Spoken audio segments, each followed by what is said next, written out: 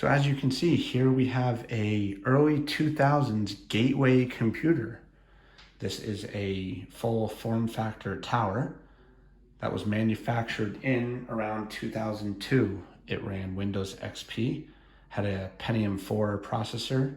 I'm not even sure how much RAM. I haven't even cracked it open yet. So don't know if it works, if it's broken, if it's dead. We'll find out. I acquired this from a relative storage unit that was being emptied out. So the plan for this computer is a couple things.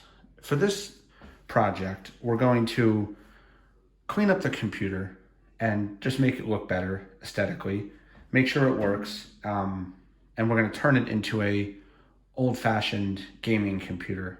It'll run Windows XP, and I can be able to run DOS games off of it, and some older stuff that you can't play anymore. So I'd like some ideas of what to play on it. So if you could leave some comments about what games you'd like to see, that would be great.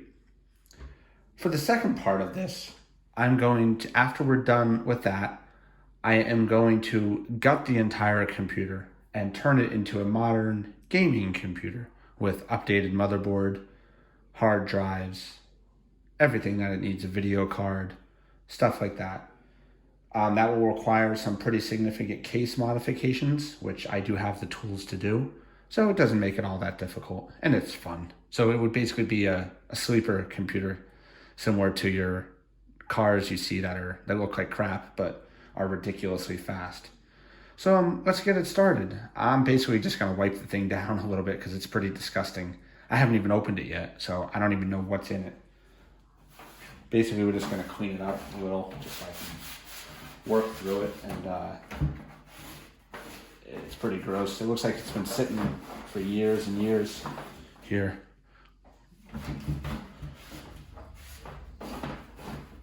Just so I can get it to open.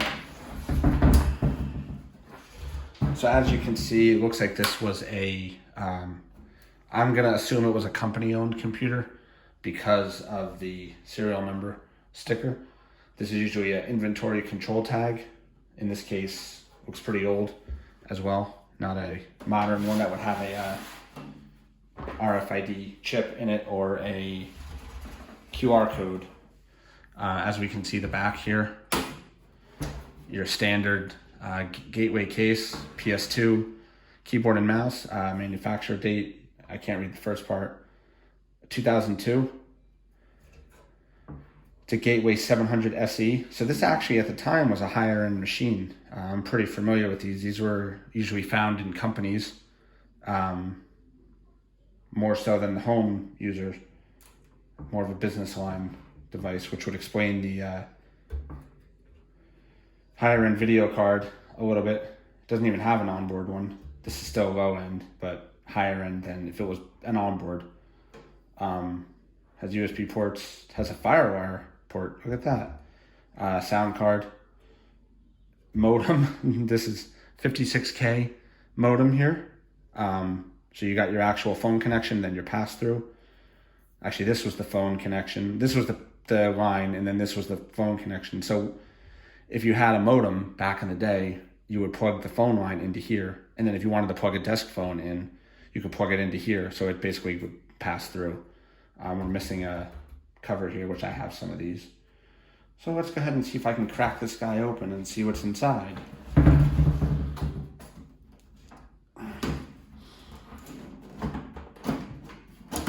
Got it. So it looks like we have your typical setup here. We've got looks like we're missing a hard drive. We've got a CD-ROM drive. We've got a floppy drive here. We've got your power cables, RAM. Looks like there's somebody added RAM at some point because there is two different types. Or these are just empty modules, one of the two. I'll have to open it and see. CPU. I'll probably take this cover off and put new thermal paste on because God knows how old this is. Sound card.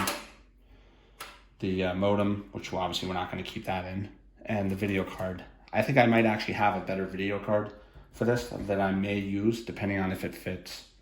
Power supply. So we're gonna go ahead and start disassembling this guy here a little bit. Let me just angle this down so you guys can see a little better. So we're just gonna start disconnecting all the power stuff. Always wanna make sure when you work on a computer, no matter what it is, you disconnect all the stuff because there could be residual charge in it, which obviously would not be good.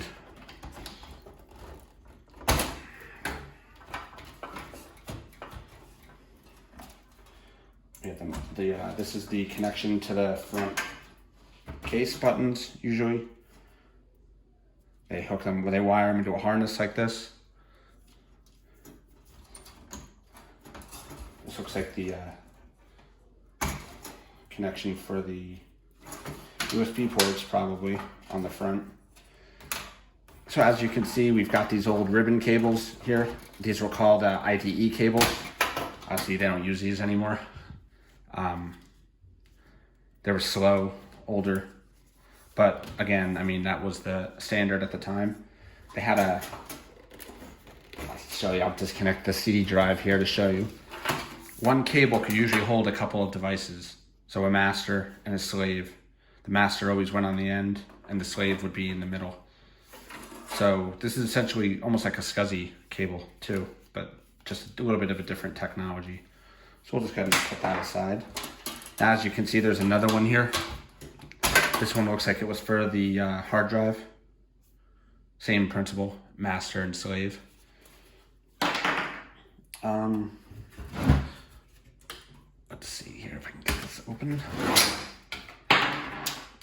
So everybody remembers Gateway Computers was very popular in the early 90s through the early 2000s, but they missed the boat when it came to starting with laptops, and basically eventually ended up practically going belly up and selling themselves off to Acer, which, as people remember, basically took their intellectual property and just incorporated it into their... So this is a GeForce 200 card, which has a spider hanging from it. Has one single VGA. I think I actually have a card that'll fit this spot. It's an AGP. I think this is an AGP card. And I think I actually have one that'll work for this. So we'll probably go ahead and not use this again unless I absolutely have to. Manufacture date was 2002. Pretty old, but probably still works. I mean, this case is, if you look and you can see inside, is actually remarkably clean. Not too bad, actually. Obviously, we have our modem here. We're not even going to keep this. We have a sound card with the cable connected to the front speaker. As you can see, this is pretty gross. I'll need some cleaning.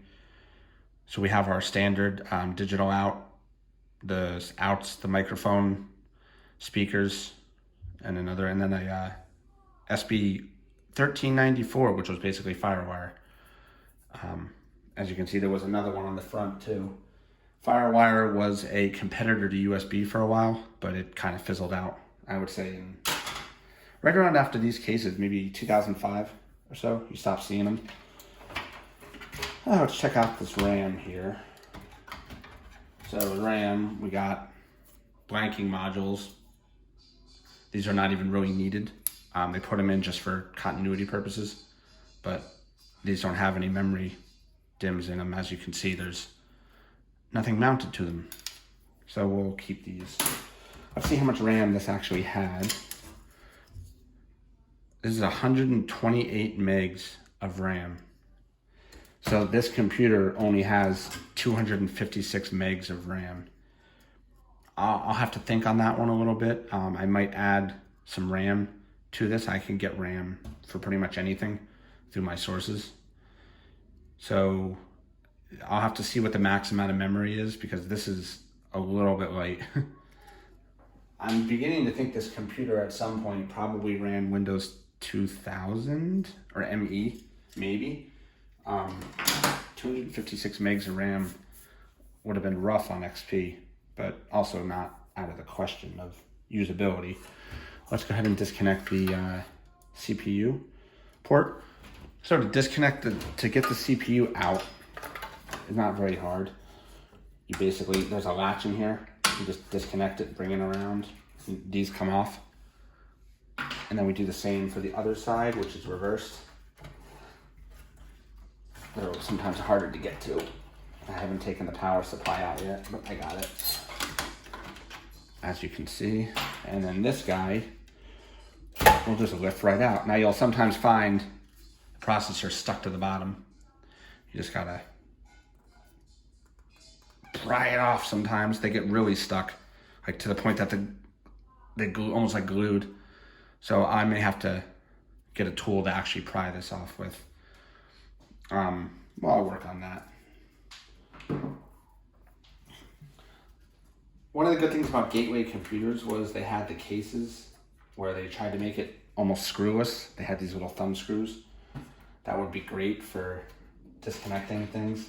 Obviously they get stuck, but I was able to get the CD-ROM drive out.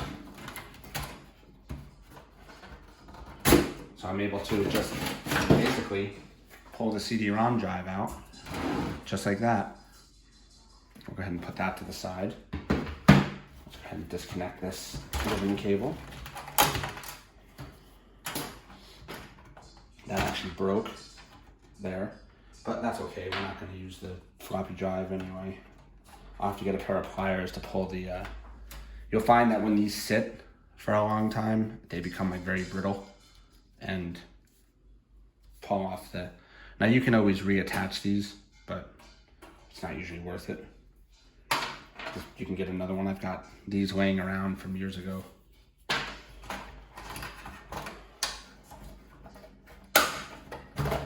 So one of the things I loved about Gateway computers, that was it. Look how quick I pulled that power supply out. Done. No screws, no. They have this little teal mount up here that basically holds it in. All right, so with these cables will be pushed to the side. So this computer, I mean, overall, this computer looks to be in good shape. I think we can make this work for what I would like to use it for. Obviously, again, I need to go ahead and clean this whole thing up. I actually don't think I'm gonna remove the motherboard because it doesn't look like I really need to. It's not, I can clean the case around it, and underneath it's probably not gonna be that dirty. There's a spot for a 120 millimeter fan on the back here. But again, I mean, these computers don't run that hot, so I'm not really concerned about heat dissipation so much for this case, because there is actually and there's a connector here that I can use for the fan. There's two. I have these. There's another one, but I don't know if I'm gonna add one. We'll see. So yeah, I mean we've got 5 PCI slots. They're probably 1X because they're so old. I think they're maybe 4. Maybe PCI slot. They don't actually say they are. They're probably 4X, 2X, maybe even. Obviously they're pretty old, but we'll see how well they work. I don't really need anything for the PCIe slot, other than if I want to replace it, put a video card in, versus using the AGP slot up here. So, I mean, overall, I think I'm going to be able to make this work. I'm excited about this. My overall goal will be to, obviously, we're going to clean up this case here, make this look a little nicer. Obviously, in terms of just aesthetics, it's pretty gross. We'll wipe the case down, get everything cleaned up. I'll see if I can make this yellow go away. The owner was a smoker. I know that, so it could also just be faded because it obviously does not match the rest of the metal case. probably going to keep the motherboard. I need to get a hard drive. Amazon still sells Mac Store 80 gig drives that are 5400 RPM drives with an IDE connection. And they also make IDE to SATA adapters, actually, believe it or not, that you can get. But I'll probably just get an IDE drive for it. RAM, like I said, I'm probably going to find out what the max amount of RAM is for this computer, and we'll bump the RAM up just to make it a little bit more usable. 256 megs is pretty bad and will be a little bit difficult to work with, but I can work around that. I mean, that's pretty much it. This motherboard is actually in remarkable condition. I'm gonna safe to say that when I fire this computer up, I bet you it'll work. I'm actually not too concerned about it not working. It looks, usually if stuff's not gonna work, it'll be rusted out or popped. Like capacitors will be just like rusted beyond belief. This one actually looks in really good condition. As you can see, I mean, there's really no damage to anything. Obviously, again, we're not going to use this card, but the sound card we're going to use. There we go. So obviously, again, this is a creative, so we'll have to find the drivers for it, which will be fun. But I mean, it shouldn't be that big of a deal.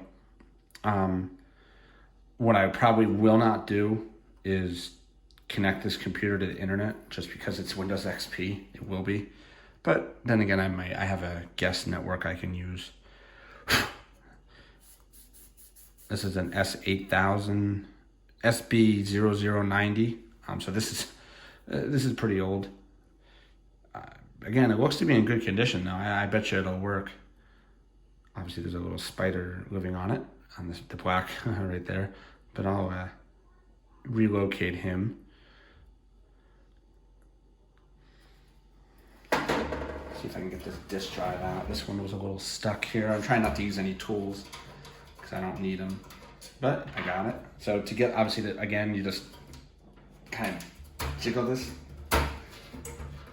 and out comes the disk drive. These were 3.5 inch or 1.44, whatever they were, floppy drives. This is again manufactured in 2002. This we'll never use. I'll probably just clean it up, put it back in for aesthetic's sake, but I probably won't even connect it because obviously, again, we're not going to use this for anything. Wouldn't even have discs for it even if I wanted to. See if I can get this processor to pop off here. So it looks like they actually put tape over on the bottom of the heatsink, and then that sat on the processor here. That's why it's stuck. I don't want to bend it, but I may have to get something I'm gonna have to get something to pop it off with. I may even just leave it too. It looks to be fine functionally wise. It's clean. There's still the tape, I can see it, and I still see thermal compound in between, right in there. So again, these Pentium 4s do not run overly hot. And the fan spins. I don't hear any bearing noise, so it should be pretty good here. That's it for fans. They only had that one fan in this case. So the fan, basically how it would work is the fan obviously is mounted in here. The air would just blow out and just kind of radiate out the back versus actually being directed out the back by another fan, which is why you would put one right here. But we'll see if I'm going to do that or not.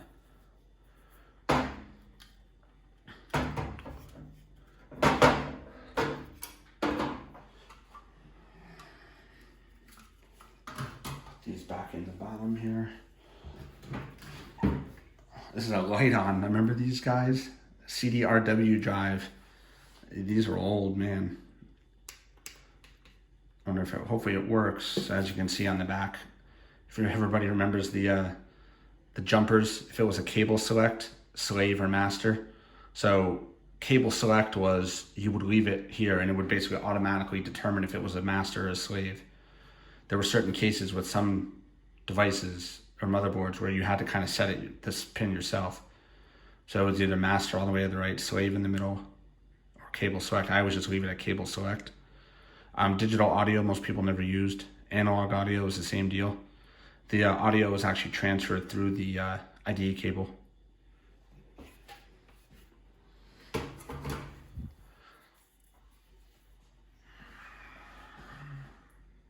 Just back up the little camera a little bit here.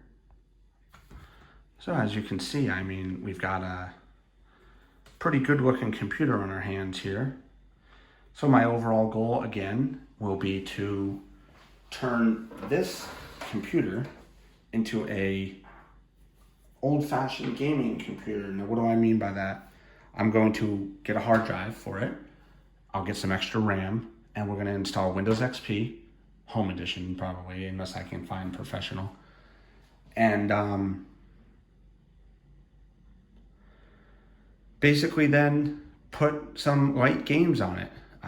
DOS games I can think of. I used to play United States Navy Fighters, Doom, Heretic, Star Wars, TIE Fighter was always a good one. I would like some recommendations on what to put in this game, what games to play on it. And if you could add those comments to the thread on this video, that would be awesome. And for my next video, I'll get everything cleaned up, and then we'll reassemble it together and then see if it powers on. I can put everything back in and turn the system on without a hard drive. It just won't obviously boot to anything past the BIOS. And we'll see if it functionally works. I'll hook up a monitor to it, and we'll go from there.